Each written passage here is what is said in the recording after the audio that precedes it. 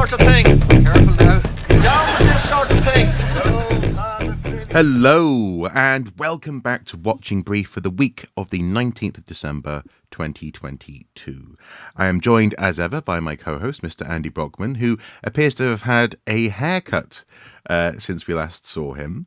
And incidentally, we have had a slight delay on this week's Watching Brief, indeed last week's Watching Brief, because unfortunately Andy wasn't well. So hopefully it wasn't a result of that. What happened? Did the virus take some hair clippers to you? No. It's just that given the time of year, I didn't want to get mistaken for the bloke in red and white. Oh, I see. Yes. I see. Did you have lots of people go, "Oi, Grandad" or "Santa"? Yeah, exactly. Yes. Where's your effing reindeer? Yeah. Yeah. Can we have a new? Can we have a pay rise for Christmas, Santa? Yeah, that kind of thing. Anyway. No, I'm not a bloody government minister.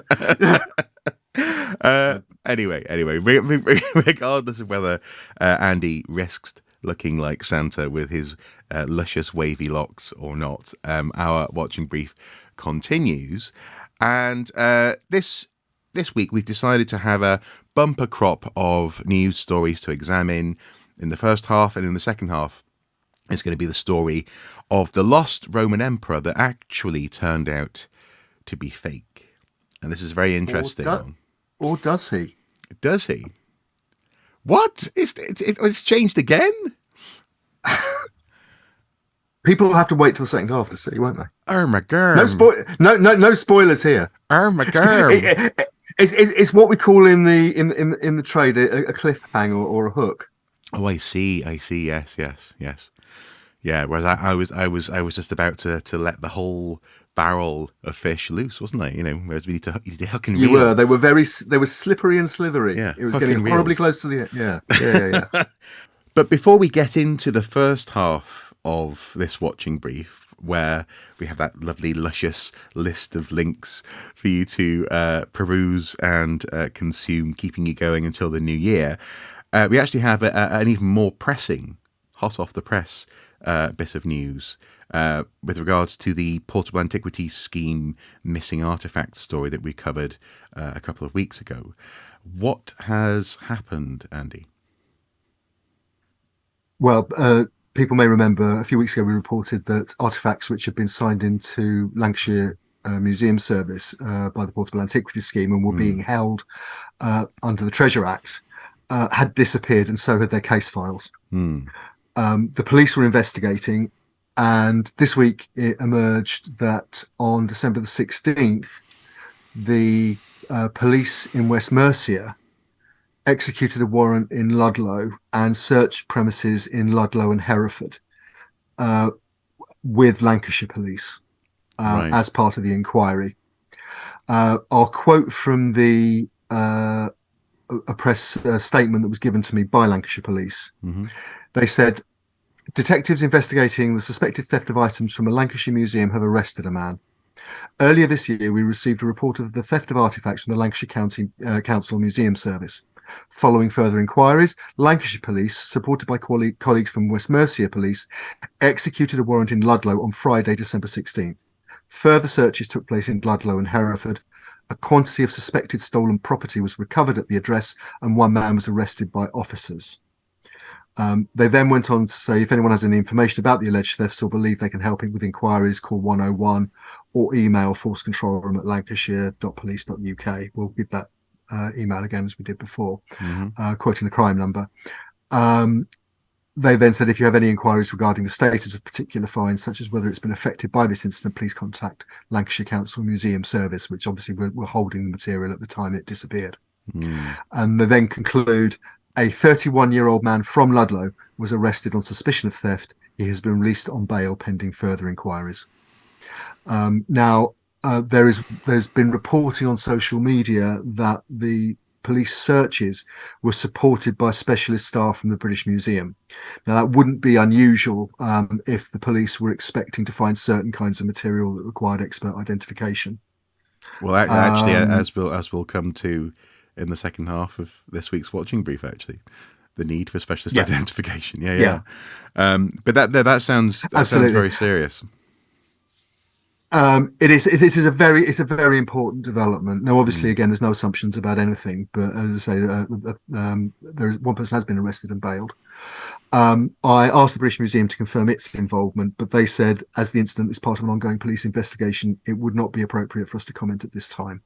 Yes. And they also declined to comment on whether the Portable Antiquities Scheme and the British Museum's own Treasure Valuation Committee, which the PAS supports, had made any changes to their procedures under which fines held under the Treasure Act are registered and stored, monitored and transferred for examination in London. So they're keeping very quiet at the moment. Yeah, stumm.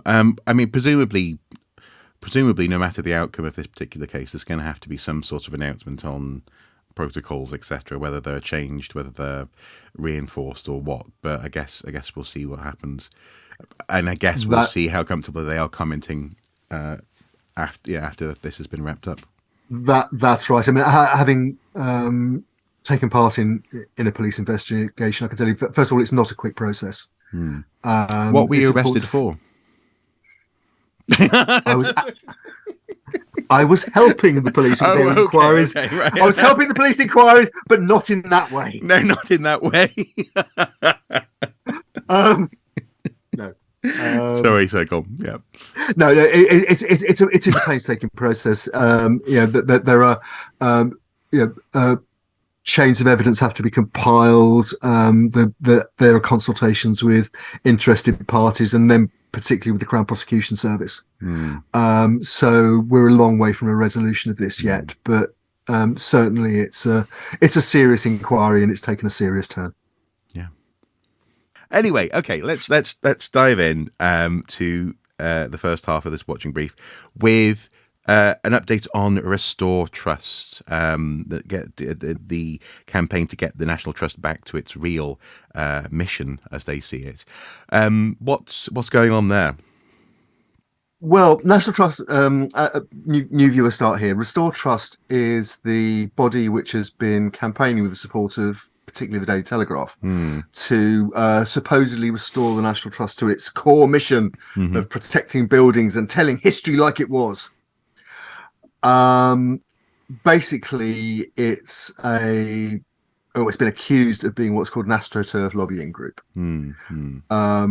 which is essentially a group which is set up to appear to be a grassroots operation created by ordinary people who care about a particular issue, but in fact is organized and arguably manipulated by lobbying groups. Professional lobbying groups. Restore Trust in particular is associated with lobbying groups on the right of British politics, operating out of offices in and around 55 Tufton Street in central London. Which is an infamous address for shady organisations whose funders we are not clear about. It has become famous. I was about to say it's become famous as the address of a number of lobbying organisations which are, shall we say, opaque about their funding, although what they do, as far as we understand it, is completely illegal in terms of trying to influence policy and government. That's how I prefer to put it. But anyway, cut to the chase. Viewers might remember that at the beginning of November, the National Trust AGM votes of the National Trust AGM defeated a whole series of Restore Trust inspired motions and also rejected members, a list put forward by Restore Trust to join the National Trust Advisory Board. And that was seen as a major defeat for the organisation. There's been some pushback since then, but in the last couple of weeks, it's emerged more fully that the organisation behind Restore Trust is a limited company called RT 2021. Now, 2021 is obviously the year it was set up, registered at British Companies House, as all commercial companies have to be registered at Companies House. RT presumably stands for Restore Trust. Um, the one of the directors is a man called Neil Record, who has a record in lobbying, and particularly as chairman of a climate change denial group called Net Zero Watch. He's also connected with the libertarian think tank, the Institute of Economic Affairs.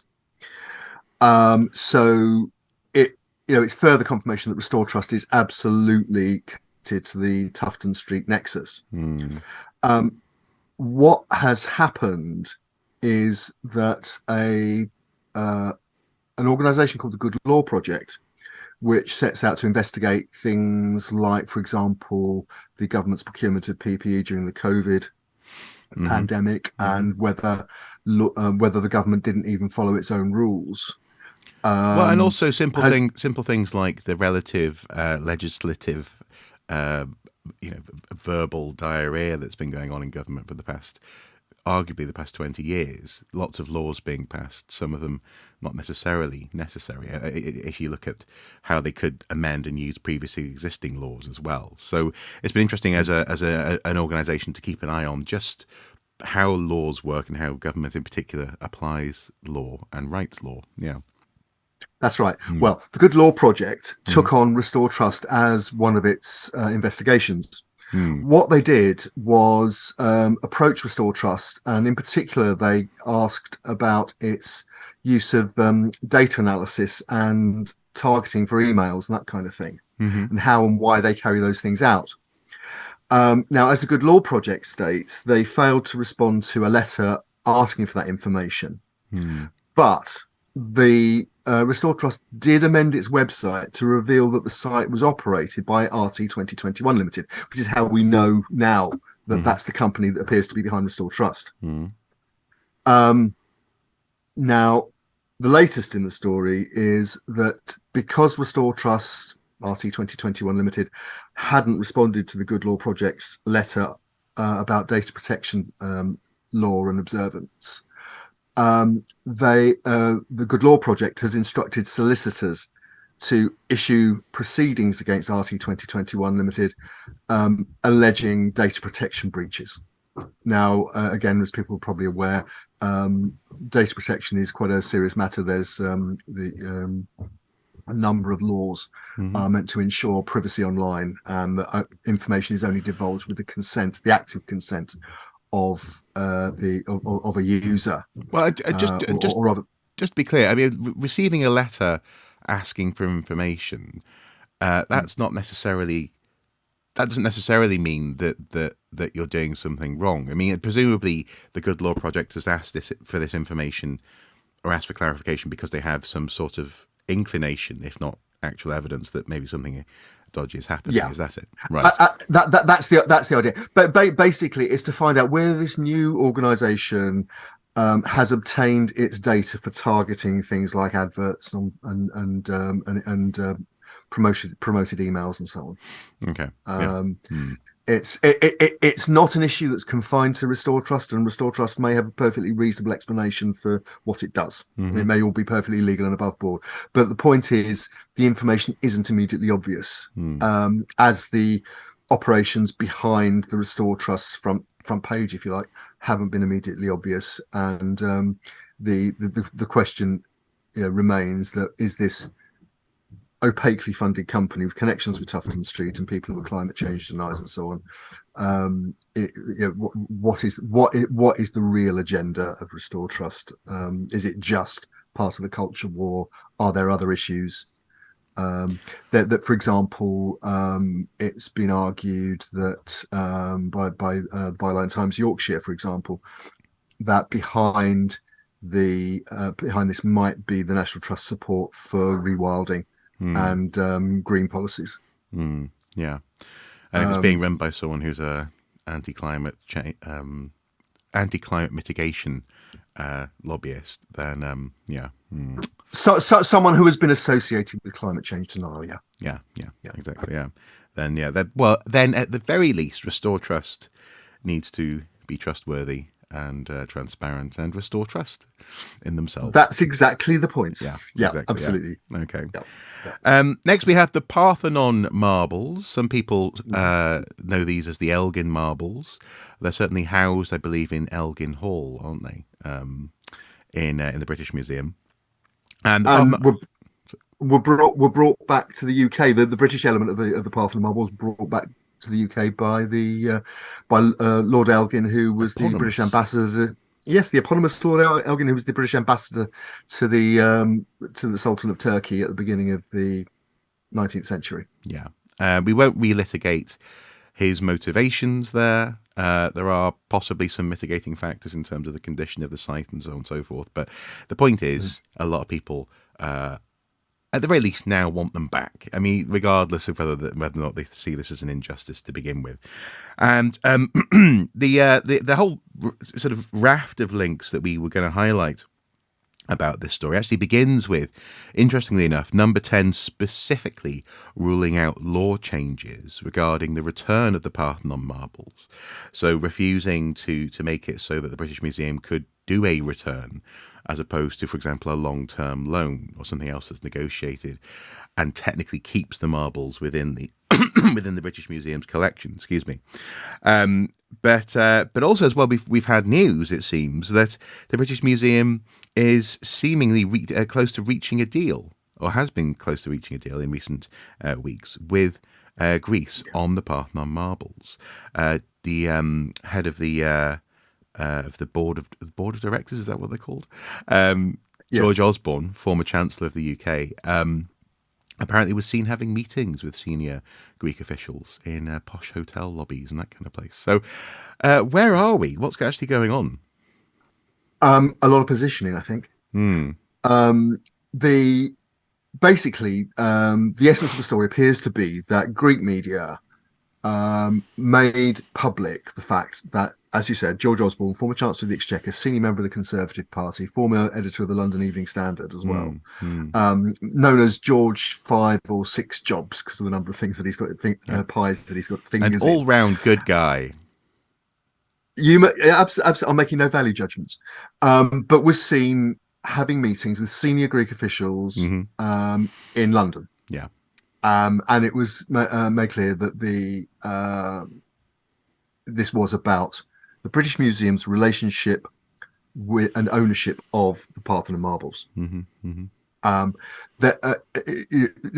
mood music here is that restitution and return is the current, quite rightly, a current major theme in museum practice all over the world. And it just so happens that the British Museum is caught up in two of these major stories, one being the Parthenon marbles, the other one being the Benin bronzes, which again we've talked about a lot on Watching Brief over the last few years. And incidentally, I suppose we should say that continues to gather pace, the Benin bronzes. Museums across the world are promising to return them. So yeah. Absolutely. And again, breaking news yesterday, the foreign minister of Germany was involved in a ceremony handing back Benin bronzes that were held in Germany to Nigeria. Yeah. And they were flown back to Nigeria by a German Air Force aircraft. Oh, wow. So this is a very much a live issue. It was floated in the press that the British Museum was, first of all, discussing this seriously, which up until now they've always refused to discuss it because they've said it's part of our collection by law. There is nothing we can do. Yeah, exactly. Yeah, it's impossible. Yeah, and the same sound has been coming from the British government at various times. Now, what has happened is the British Museum appears to be waking up and smelling the coffee, listening to the mood music, and thinking we need to solve this issue. Well, not least because the British Museum at the moment is not even just within history and heritage and interested observers, but more broadly speaking, in late night TV shows in the US, in newspapers around the world, it's becoming a byword for thieves and people who are completely intransigent on issues and in that sense not particularly progressive. So they have to listen at this point, otherwise their reputation's just going to get worse and worse. So I think that's probably why as you say, the mood music has been shifting because, to put it another way, if I worked in the British Museum press office at the moment, I imagine I'd be utterly fed up if every time I put out a good news story, in the comments it's nothing but give back the Parthenon marbles, give back the Parthenon marbles, give back the Benin bronzes. You know, the weight of public opinion is truly massive. And I've just dropped something on the floor. Anyway, go on. And there's another aspect to this as well, which is that the British Museum has another contentious issue on its hands as well, which is its sponsorship deal with BP. Yes. Now, and again, it has been floated recently that deal is coming up for renewal, and there is speculation it might not be renewed. Okay. Yeah. So, we've got this evil trinity of problems: fossil fuel sponsors, the Benin bronzes, and the Parthenon marbles. Now, there was relatively little pushback when the story first broke about the Parthenon marbles being discussed at very high level. Then a few days later, the British government did make statements along the lines of they weren't about to do a deal. Michelle Donnellan, the new culture secretary, was asked about it in a Commons Select Committee, and said that it wasn't immediately on the agenda. She felt the collection should remain intact, or the government's position was that the collection should remain intact, and they weren't planning law changes and so on. There is so much wriggle room around all of these comments that I think it's very... put it this way, it's now becoming increasingly likely that deals will be done of some kind on both the Parthenon marbles and the Benin bronzes. Now, whether that involves full-scale handing back and then essentially a borrow, or I mean, for example, there's been suggestions that in return for the Parthenon marbles being sent to Athens, Greek museums would send, for example, some of the Mycenaean treasures that Schliemann discovered to London for display as a sort of swapsy. Okay. Yeah. And politicians can always fudge a solution. And so, if at some point the Parthenon marbles go back, the ownership issues fudged, it's, and then it happens, and people see that the world doesn't fall apart, and the British Museum doesn't, the roof doesn't get struck by lightning. Yeah, or for example, God forbid that Greece can actually look after these things. That's one of the perennial arguments about this, is that Greece hasn't been ready somehow for a while. Yeah, and again, just another straw in the wind, in terms of the mood music, in terms of the rich smell of coffee tickling everybody's noses in museum world. Just in the last few days, it's been announced that Pope Francis has authorised the return of Parthenon marbles that are held in the Vatican Museum to Greece. Yeah, and that's being seen. It's almost like the Father Ted episode. That would be an ecumenical matter. The Vatican is dressing it up as a diplomatic move, a gesture to the Patriarch of Athens. Yeah, yeah.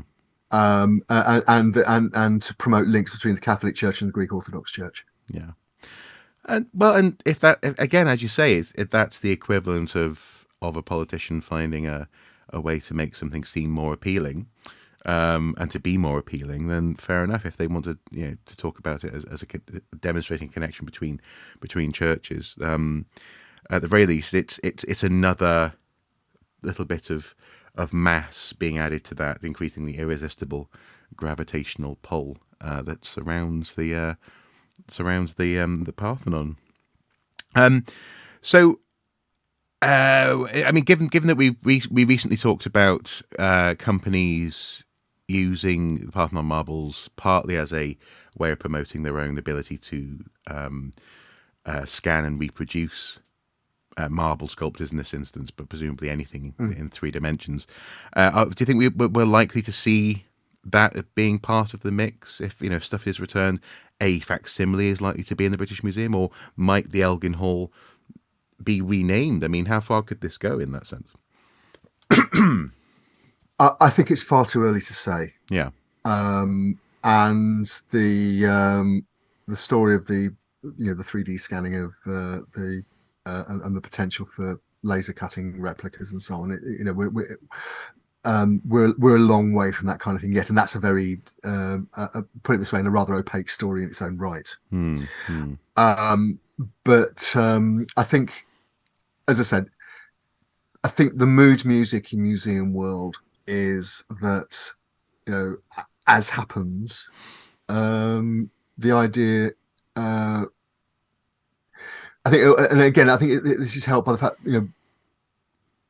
certainly pre-pandemic, and it's beginning to grow back. People want to grow their tourism industries. The global populations are more mobile. The idea that you have a centre like London where everybody comes, where more people would see the Parthenon marbles than they would do in Athens. That kind of argument is less and less tenable, really. Sorry, I was just something internal was squeezing there, some sort of cringe there. So I go. Well, at the same time, I think there is some pushback against the idea that.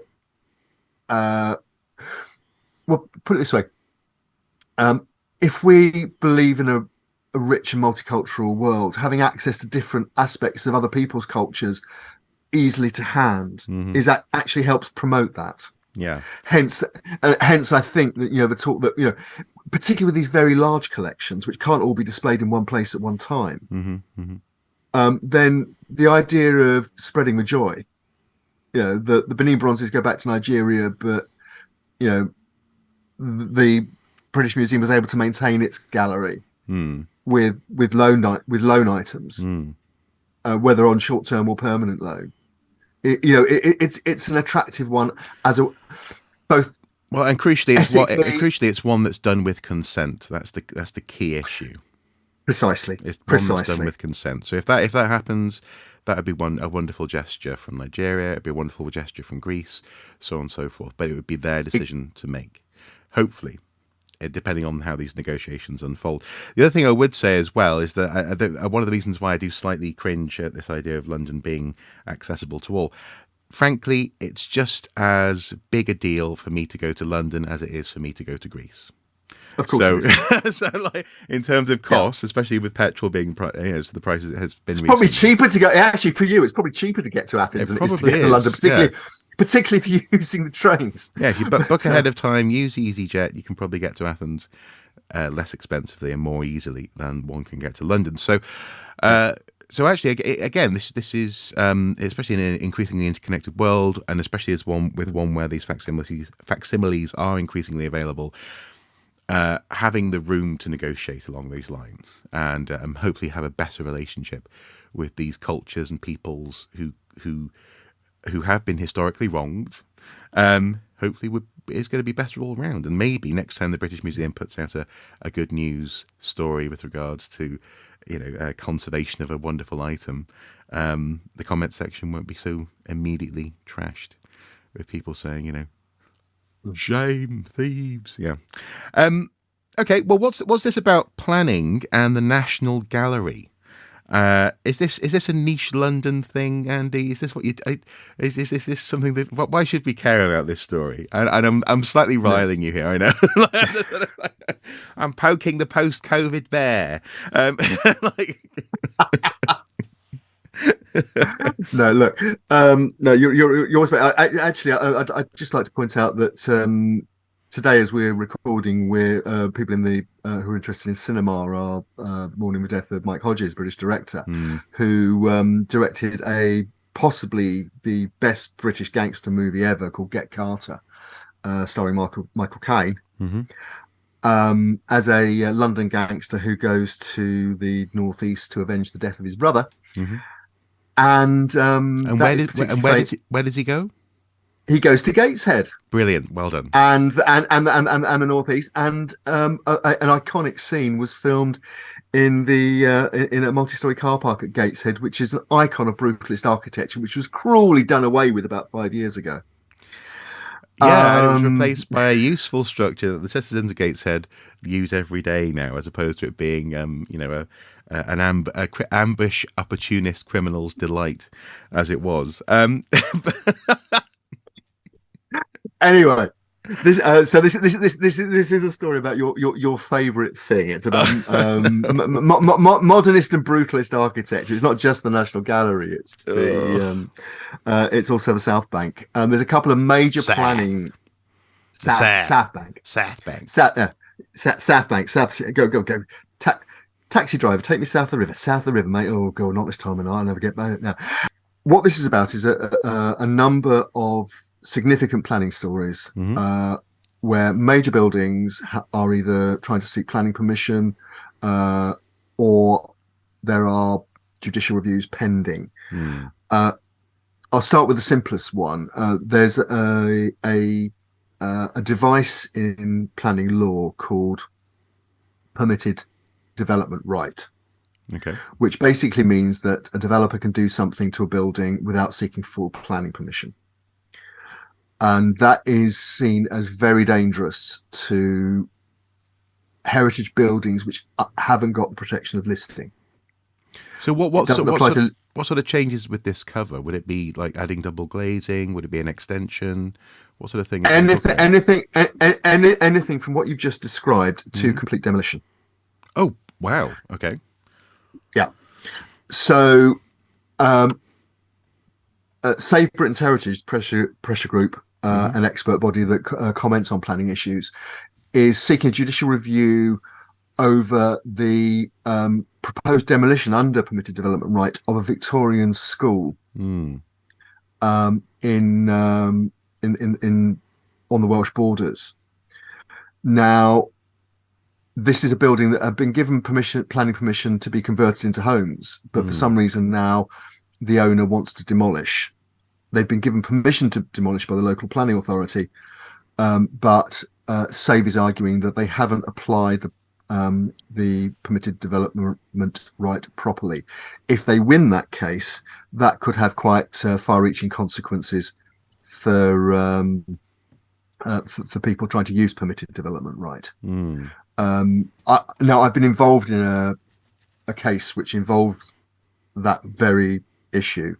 It was over the surviving Greenwich gasometer, which was one of the largest in the world, designed by a very famous engineer.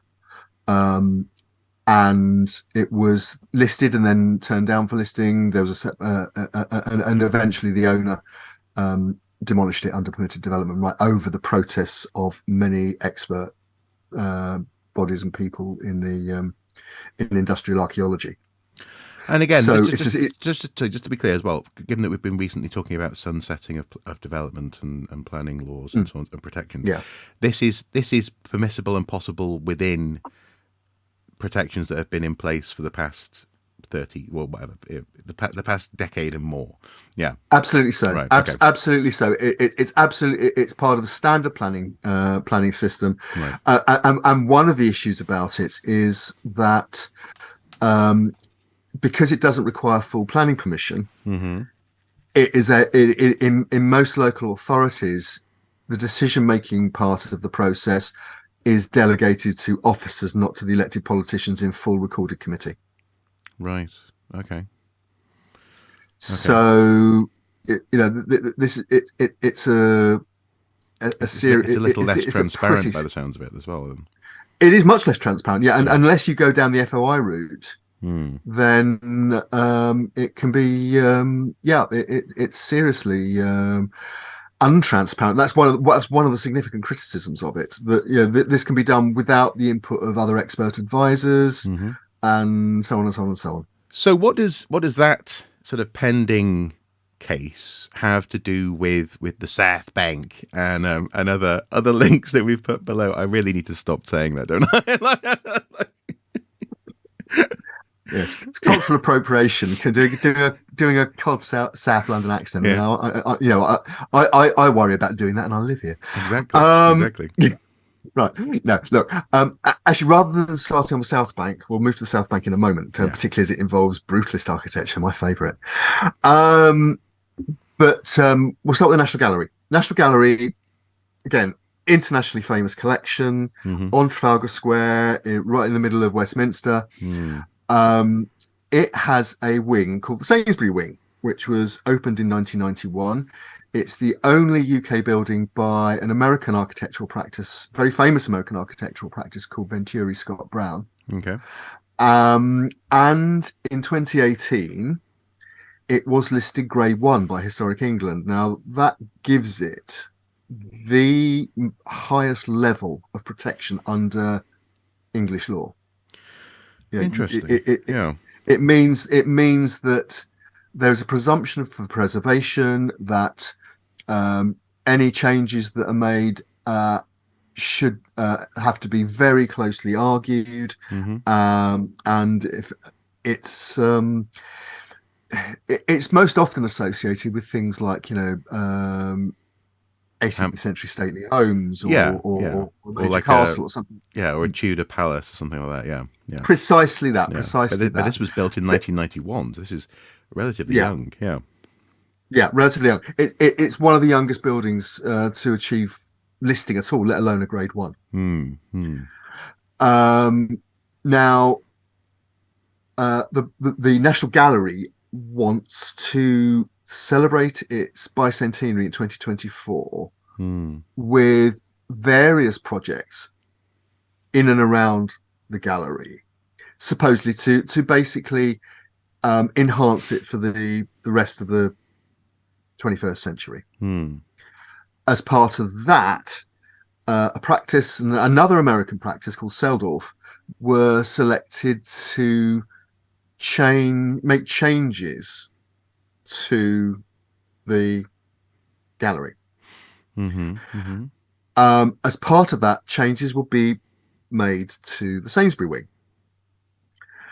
Now, the 20th Century Society, amongst others, objected to this, along with many architects and other amenity groups, who basically said, and I'm quoting from the 20th Century Society's information on the case, a number of design choices that have been maintained will involve substantial and unjustifiable harm to this Grade 1 listed asset. And then it listed 5 key objections, which involve the removal. The issues are largely to do with the interiors. The interiors are very striking, but it's the interiors that the National Gallery wants to change. So it's things like reduction in size of lobby columns, removal of parts of the floor plate. That's right.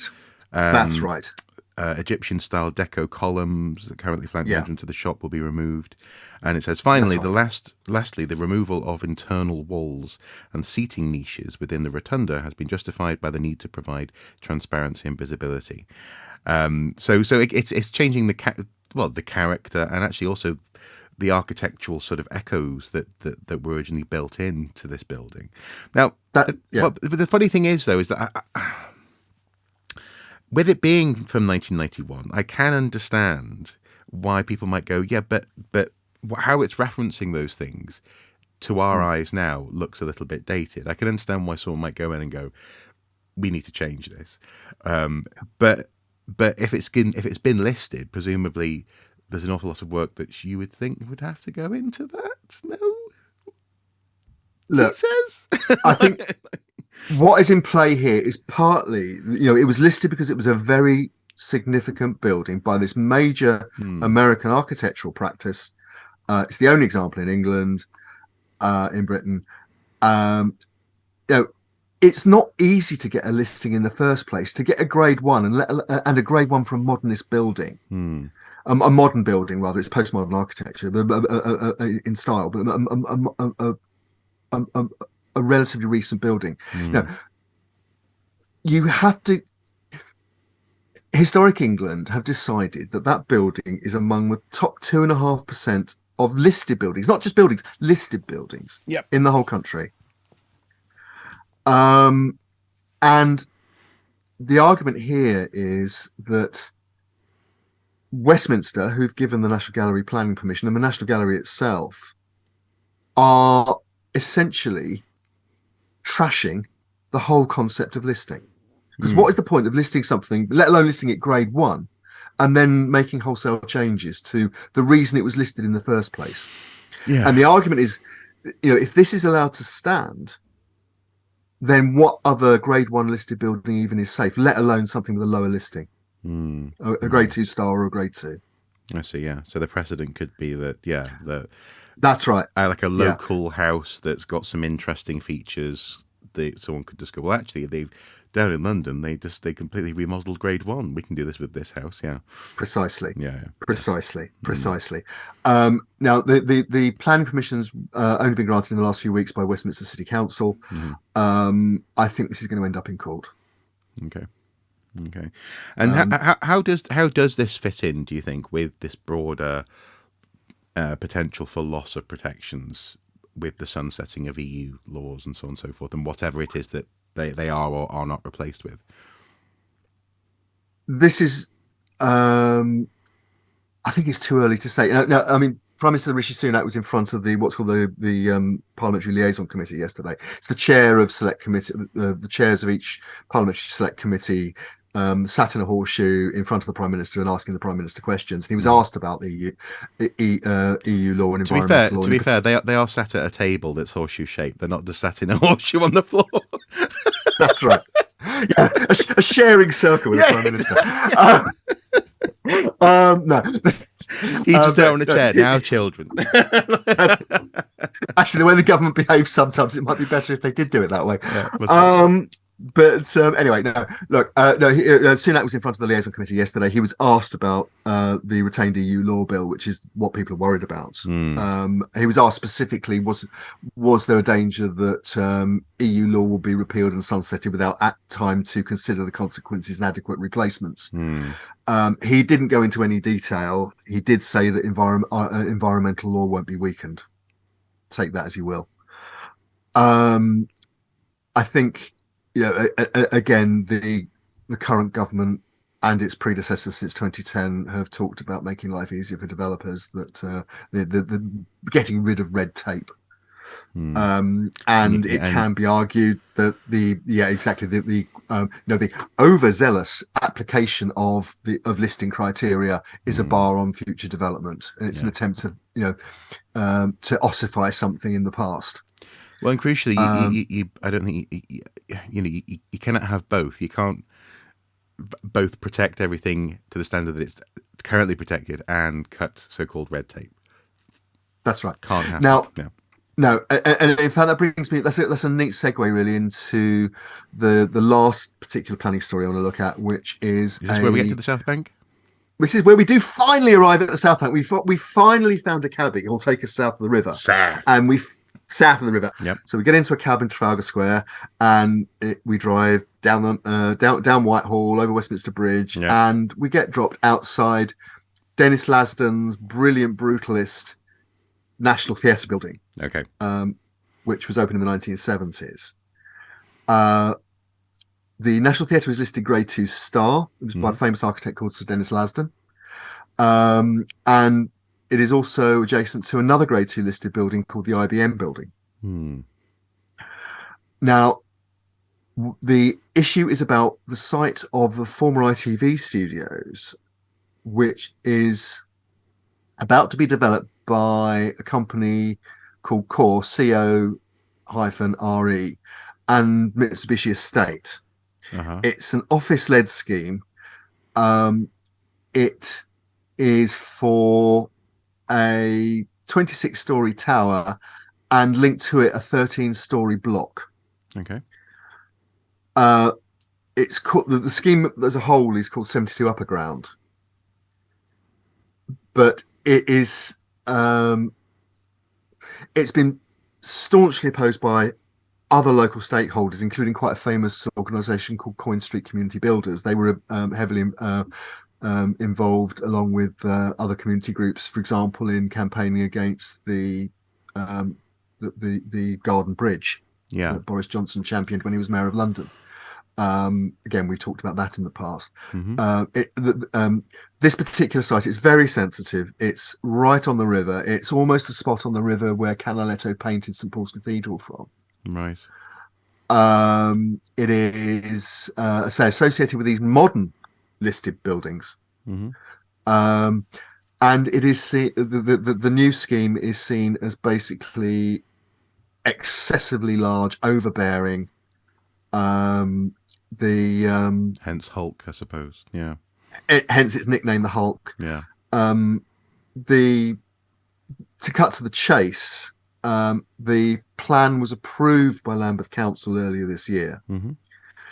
But then the Secretary of State, Michael Gove, who was then the Secretary of State in charge of planning issues, issued what's called an Article 31 notice, which prevented the work from being started and allowed further scrutiny.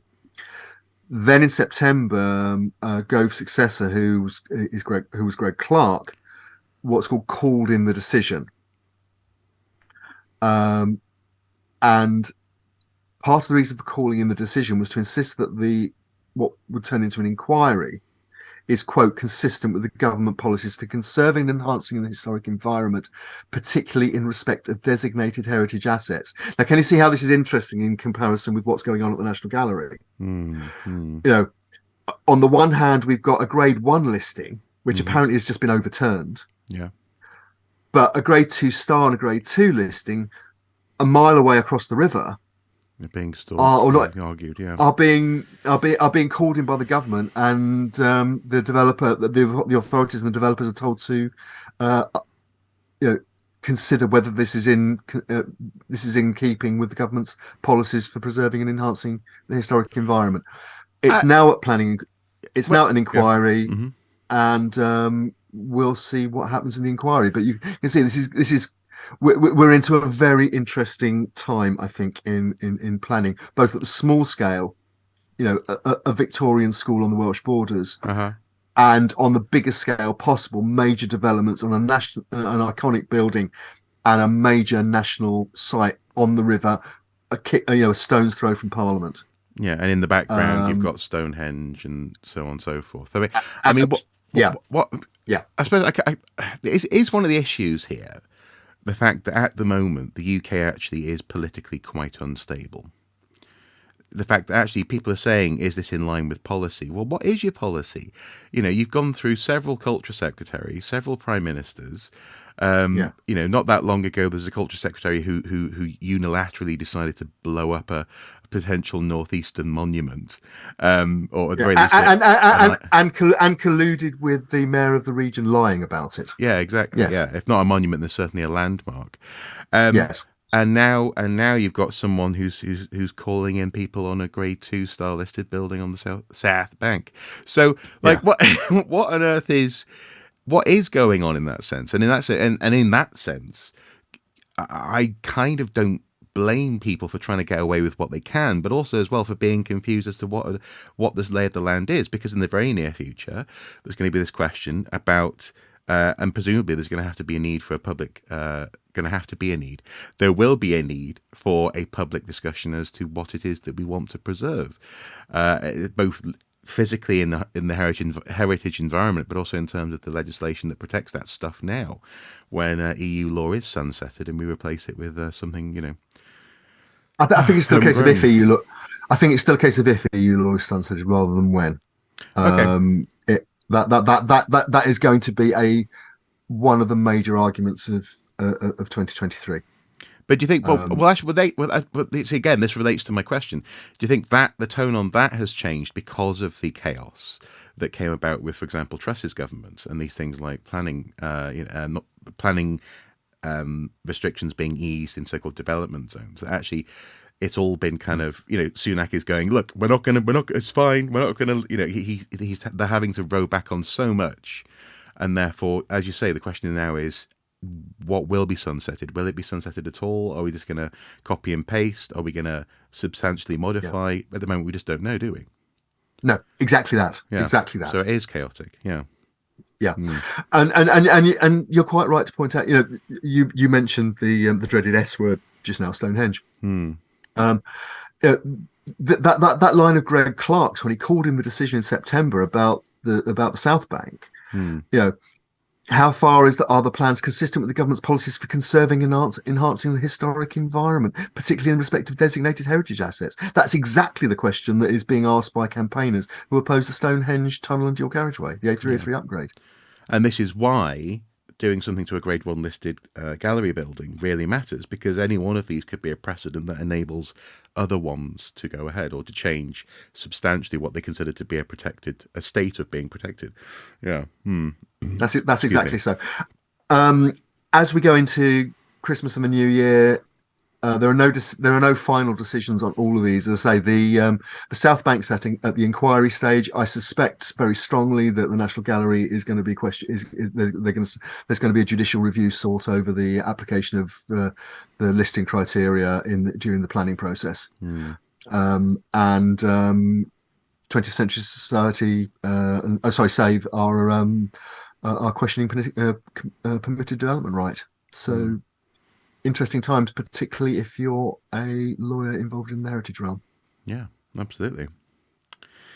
So quite a lot to keep an eye on there. Lots of moving parts, lots of individual instances and case studies that will potentially affect others and each other. So I guess 2023 is going to be an interesting year for archaeology planning and heritage protections and environmental protections in the UK.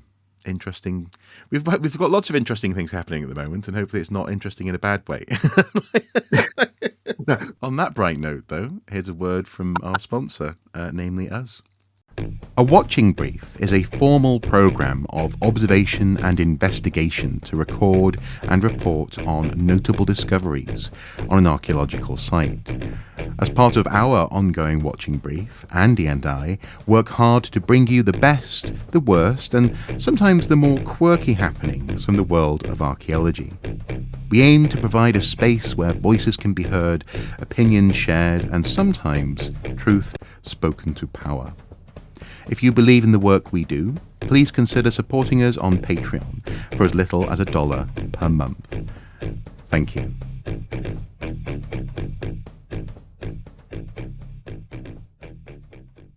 So, having heard from our sponsor, it's on to our Sponsian, you were saying? Yeah, a word from our Sponsian, or about our Sponsian. This is an absolutely brilliant story, and it may be about to turn into a parable for our archaeological times. Well, and this is the reason why this is basically the headline for this episode. This episode is surrounding this story because we'd all heard about this. It had been floating around, and I was very excited and interested. It was like, oh, okay, that's intriguing. And then you just sort of went, wait, it gets better. And you blew my mind when we were writing this agenda. So yeah, who is Sponsian? That's a very good question. We're still asking. And that's part of the problem. Look, Sponsian is reputed to have been a short-lived Roman emperor, probably on the Danube frontier in the 3rd century, the trouble period in the middle to late 3rd century, when you threw a stick and you hit an emperor. Yeah. It was the period of the breakaway Gallic Empire and all sorts of fantastic and fascinating politics and military history was going on. Sponsian is meant to be a Roman emperor. In 1713, a hoard of coins were unearthed in Transylvania, now part of Romania, famous obviously for its connection later with Vlad Tepes, and so on, Vlad Dracul, Dracula story.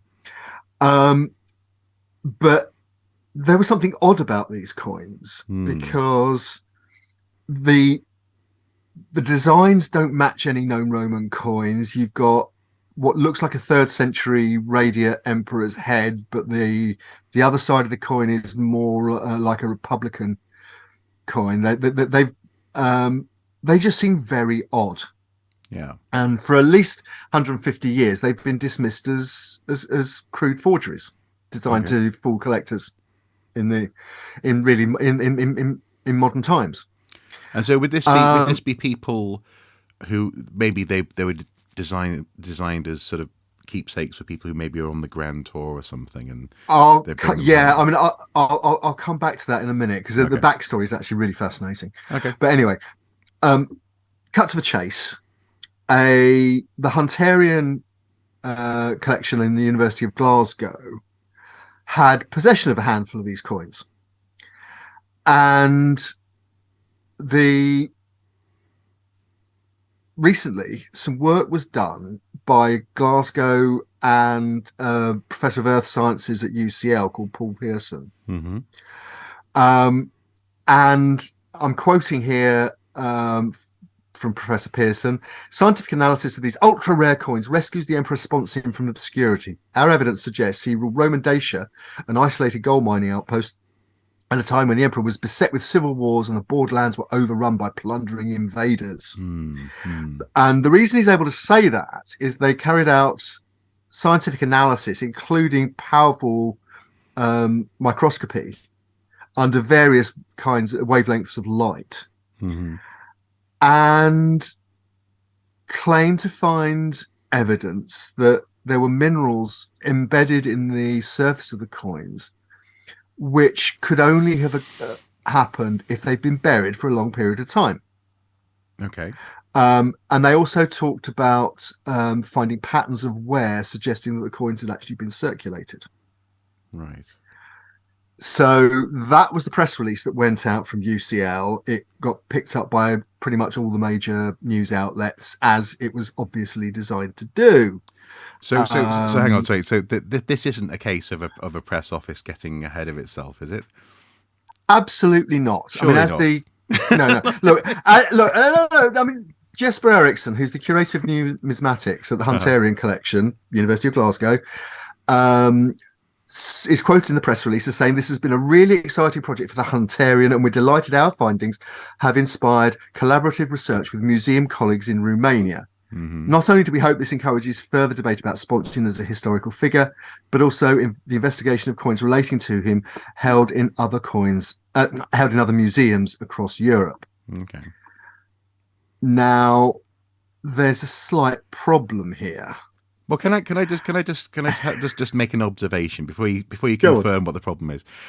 I suspect the best way to confirm what a coin is by looking at its design as opposed to its material. Mm-hmm. Because, I mean, for example, when people forge, things like, I remember when I was a kid, people were still talking about the idea of there being the Hitler diaries and this kind of stuff. Mm-hmm. Yeah. And so, you can take ink from a period, you can take paper from a period, you can make something that looks and feels and can be dated accurately, but the actual form of it is often where it's revealed to be to have questions. And is that what's happening here? Because the press release only really mentions the material of the coin. Yeah. Okay. Right.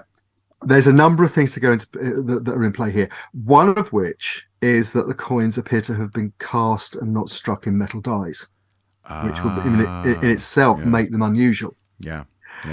Now, again, as we've seen, some people accept them as genuine Roman coins, and that Sponsian is an emperor, albeit an emperor with a historical bent, because he obviously chose to have his coins replicate the reverse of Republican denarius from 100 or about 300 years earlier than he appears to have existed and reigned.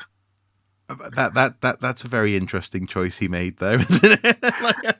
Yeah, and in fact, not a particularly well-known copy of a Republican denarius. I see. Years earlier. Yeah, it's almost like he was trying to obscure his choice. Absolutely. Look, I mean, not long after this press release hit the stands and the resulting press coverage hit the print media and the broadcast media, Mary Beard, recently retired professor of classics at Cambridge, wrote an article for the Times Literary Supplement, "When is a Roman emperor not a Roman emperor?" I think you can see where this is going. Yep. Yeah. She basically said that the fact that it was cast the bizarre design choices suggest it was an 18th century forgery, and that a forger just put a radiate head, a 3rd century radiate head, on a Republican denarius, and put the two together, cast it, and for either as for the hell of it, or to try and pass it off as the real thing. Right. Yeah. It's also pointed out that the weight is wrong. Mm-hmm. That the lettering, the tenses of the lettering are wrong. Oh, so the grammar itself is wrong, right? Yeah, but then the 3rd century was a time of great disturbance in the Roman Empire, and the person who created the mold that cast the coin may not have managed to do his sort of A-level Latin. Yeah. Well, and interestingly enough, though, I mean, it comes down to all of these factors together, I think, doesn't it? Because if you, I just very quickly check this. I didn't know this before we started recording, but I just thought I'd confirm. Struck coins are early Roman coins and also Republic coins. They tend to be basically a disc of metal. If people don't know, a die is 2 patterns on a hard piece of metal usually. The whole thing's held together in a tube. You put some metal in between these 2 patterns, you strike the top, and they get sort of squished between the 2 patterns, and out comes a coin. I used to do it all the time at the Jorvik Centre. People make replica coin, or get replica coins when they visit. So that's an early, up until sort of Republic, so up until what we might call Imperial 3rd century. But interestingly enough, actually, it looks as though it's around about this time onwards that mints did come into effect. So on its own, it could be a cast coin and be okay. But the fact that the weight's wrong, the grammar's wrong, the one side of the coin comes from a early Republican era, I see it seems, and then the other side of the coin. Well, I mean, is there any word on where the face comes from? Well, it's a 3rd century radiate for people knowing Roman coins. It's the one they got the traditional, the famous sort of spiky crown. Yeah. The sun. It's meant to echo the rays of the sun. Right. Hence radiate. Right. So that it sort of fits but doesn't fit. Look, I mean, basically at the moment, Richard Abdy, who's the curator of Roman coins at the BM, British Museum, is quoted as saying of the study, they've gone full fantasy. Oh. Other people have continued to say, well, actually, could be. But on balance, the Romanians were mentioned, working with colleagues in Romania, the curator of the Hunterian said. But Emanuel Petac, who's the president of the Romanian Numismatic Society, said that the Sponsian coin, quote, has nothing to do with the Roman world. And another Romanian academic, Florian Matei Popescu, pointed out that there's no written attestation of Sponsian anywhere else. Right. No inscriptions, not in even any of the sort of the biographies and histories of the time, so it on balance it looks like a fake. So in effect, this coin is the only evidence for the proposition that it's said to prove. Yeah. You might say it's a bit of a circular argument because the coin exists, therefore Sponsian exists, therefore and it's a coin. Excellent, perfect. Exactly.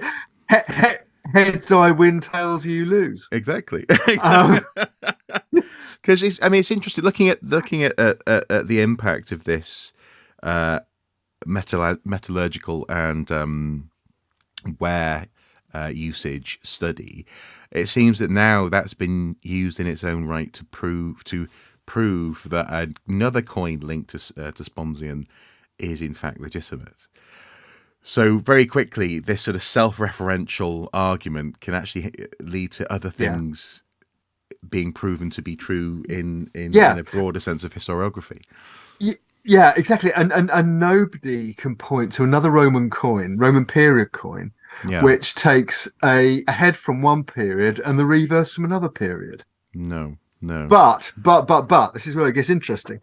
So a few weeks ago, we were staying with Rellies, and I got shown some coins that a member of the family had inherited. Mm-hmm. One of which was from a family friend in the 1970s who'd given this coin to the family, and I looked at it. I was shown this thing, and I looked at it, and I thought, that's interesting, because the head is obviously Vespasian, and the inscription was for Vespasian. Mm-hmm. But you flip it over, and the reverse design is the Colosseum, which was started under Vespasian, but opened under Vespasian's son Titus. Yeah. And I thought, that's a little bit odd. So I did a bit of sleuthing, as you do, and Mr. Google, other search engines are available. Mm-hmm. And it turned out that a mashup of a head of Vespasian and the famous landmark in Rome of the Colosseum, the Theatre of Titus, was first put together in the Italian town of Padua in the mid-1500s. And they're actually called Paduan medallions. Oh, okay. Okay. And I weighed the thing, and it fits exactly the format.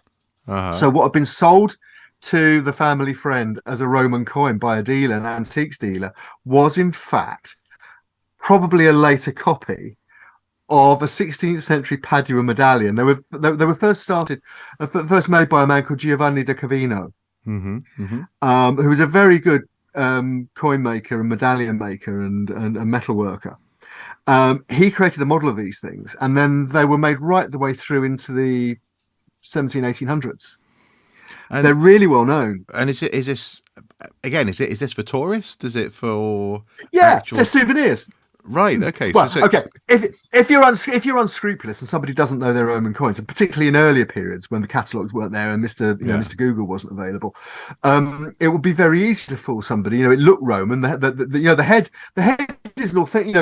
In a coin of phrase, it's an authentic copy. Yeah. It's a copy of the inscription on the head of Vespasian. Yeah. It's a copy of the of the Colosseum in a coin of Titus. They've just been mashed up together. Yeah. It looks great.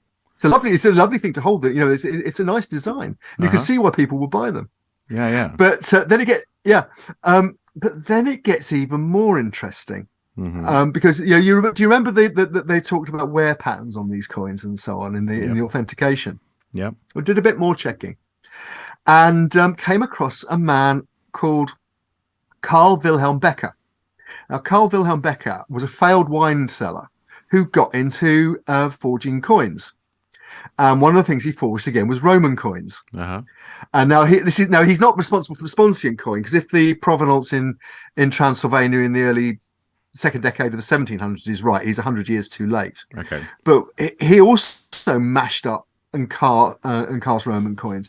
But one of the things he did famously was, for example, he got a bag of iron filings, and then tied it to the axle of his carriage. So that when he was driving around, the coins were being bumped around and rubbed and scrubbed. Oh, amongst the iron. So you put coins amongst the iron filings. And right. Yeah. Okay. Right. Yeah. So you developed a nice patina of wear. Yeah. And again, these were flogged to European collectors. He's said to have sold copies, for example, to Goethe, the poet. Right.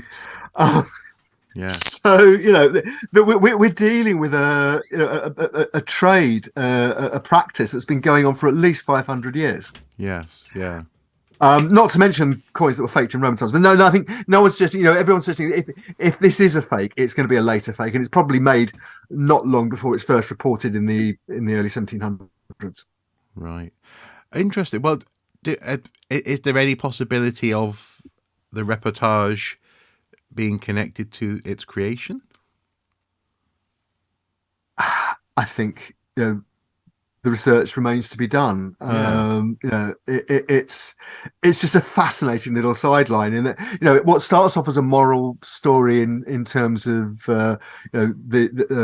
beware of what you read, especially in a university press release. Mm-hmm, mm-hmm. Wait for the peer reviews and to come in. it's turned into a fascinating little sidebar on the pitfalls and history of copying coins. Yeah, absolutely. Well, I mean, in many ways, as you say, in many ways, this is kind of more interesting than that initial story. But also, I'm really glad. That you brought it up, because I hadn't heard of the follow one, and I suppose, I mean, that's my concern. I mean, broadly speaking, hopefully this won't persist as a coin that's said to be real, because even people in Romania are saying this doesn't appear to be real. But the very fact that it has already been used to prove inverted commas the authenticity of another coin, and the fact that actually in that sense the headline had its trousers on and was halfway around the world before the follow up had even woken up. It means that is there a possibility that this enters popular recollection as a real artifact, because we've seen this on international news websites. The BBC was talking about a new Roman emperor called Sponsian having been discovered. Yeah, and the thing is, obviously, I guess you'll know a lot about this sort of thing because of things like the Burma Spitfires. oh yeah, absolutely. I mean, we're coming up on the 10th anniversary of the expedition of our expedition to look for the buried Spitfires of Burma, which weren't. These things that they do take on a life, and particularly in the internet age. And the last little story I've got a little Christmas present for our viewer, in a moment. Yep. Okay. But these things do take on a life of their own. There will be somebody who'll turn around and saying, it's part of the conspiracy. The archaeological establishment doesn't want to, a non-archaeologist. Yeah, a non-archaeologist, someone who's interested is primarily in sort of metallurgy, to prove all those archaeologists wrong and find a new Roman emperor. Because obviously we hate new information. That's why we do what we do. We go digging for things that we've never seen before because we hate new information. Absolutely, new information, evidence. We try and suppress it at every turn. At every turn. That's why we go digging in fields. Yeah, absolutely. Yeah. Of course it is. Big archaeology. Yeah. So what's this? Absolutely. What's this little Christmas present then? Okay. It's a well. This is absolutely legit. This is an article from Cambridge University Press. It's an abstract, a small article from Antiquity, and it's been picked up by other outlets such as the Art newspaper and so on. But basically, and I apologise to any viewers who are Turkish or understand Turkish if I get the pronunciation wrong. But it refers to a Neolithic site called Spurious. Okay. In Turkey, and it refers to a building from the 9th millennium BC that was excavated in 2021, and they part of the find. It sounds like a fascinating site. It's in the December edition of Antiquity, and it part of the find constitutes what the excavators describe as the earliest known description of a narrative scene, and reflects the complex relationship between humans and the natural world and the animal life that surrounded them during the transition to a sedentary lifestyle. This is right at the beginning of the farming revolution in the Neolithic. Yeah. The narrative scene is in the form of a relief that depicts humans and animals. It appears to have a story. And it's a panel that's quite large. It's 3.5 meters long,